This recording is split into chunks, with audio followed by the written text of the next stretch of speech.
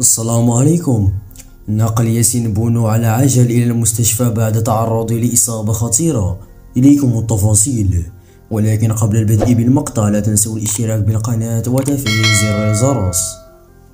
نقل حارس عرين المنتخب الوطني المغربي ياسين بونو على عجل إلى المستشفى بعد تعرضه إلى إصابة خطيرة وعنيفة في المباراة التي جمعت فريقه إشبيليا ضد نادي ألميريا.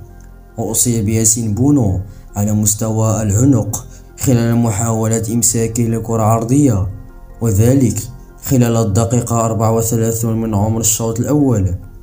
ولم يتم بعد تحديد نوع الإصابة التي تعرض لها ياسين بونو، حيث يرتقب أن يتم الكشف عنها خلال الساعات القليلة القادمة بعد إخضاعها للفحوصات الضرورية. والجدير بالذكر أن الديربي الأندلسي الذي يجمع إشبيليا وألميريا برسم الجولة 25 من الدوري الإسباني انتهى شوطه الأول بهدف لمثله.